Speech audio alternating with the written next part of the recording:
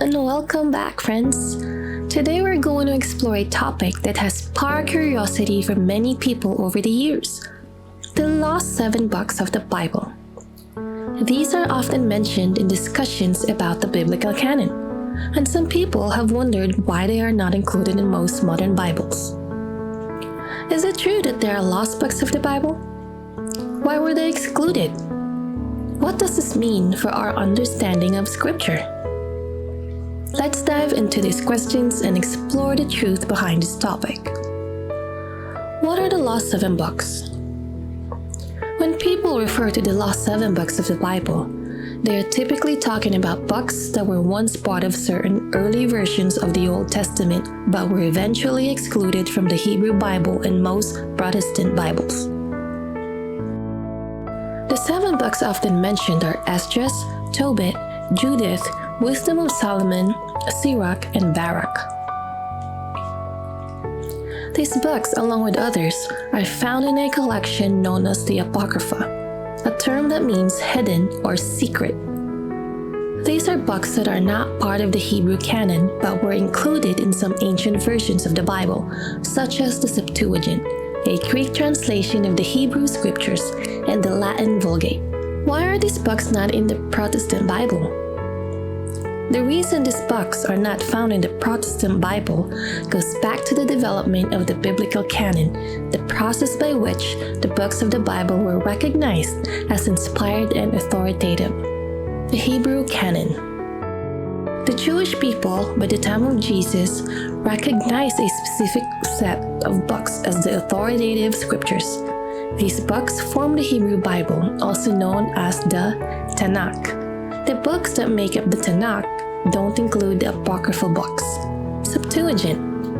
In the centuries before Christ, the Hebrew scriptures were translated into Greek, known as the Septuagint.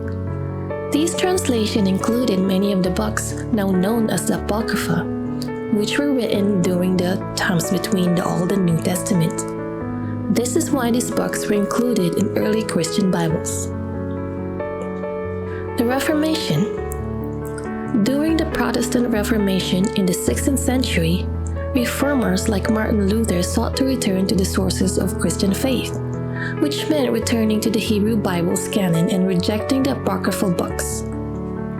Luther famously placed the Apocrypha in a separate section of his German Bible, but he did not recognize them authoritative for doctrine. The Protestant Bible, as we know it today, includes only the books from the Hebrew canon, which means the 7 books of the Apocrypha are not included.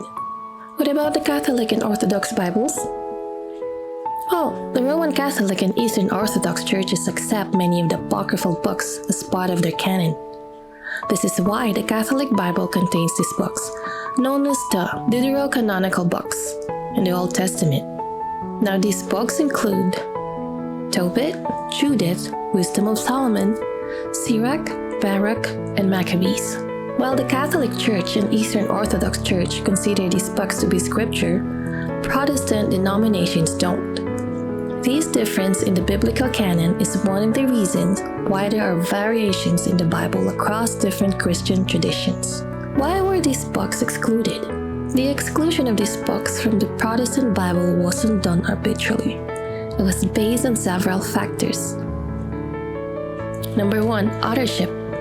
Many of these books were not written by the traditional prophets or figures recognized in the Hebrew Bible. For example, books like Tobit and Judith are historical in nature, but their authorship was debated and their authenticity was questioned. Number 2, doctrinal issues.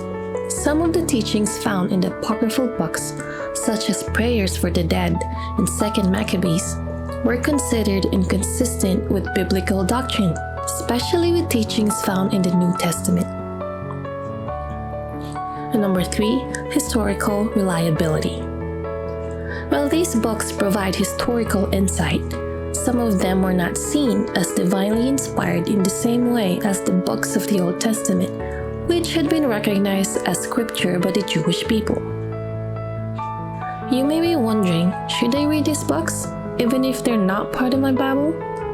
Well, Well, the answer is yes, they can still be useful. Here's why.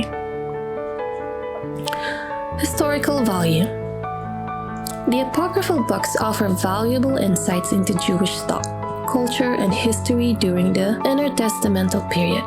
They give us a glimpse of the worldview that shaped the Jewish community during the time between the Old and the New Testaments. Wisdom and ethics. Books like Sirach and Wisdom of Solomon contain moral teachings that echo themes in the Old Testament, such as wisdom, justice, and righteousness. While they're not considered authoritative scripture by Protestants, they contain valuable moral reflections that are worth reading for their ethical teachings. Spiritual reading. If you are interested in gaining a broader understanding of early Jewish and Christian spirituality, the Apocrypha can be spiritually enriching. However, it's important to remember that these books should not be viewed as equal to the Bible's canonical books. In conclusion, the last 7 books of the Bible are not lost in the sense that they are no longer exist.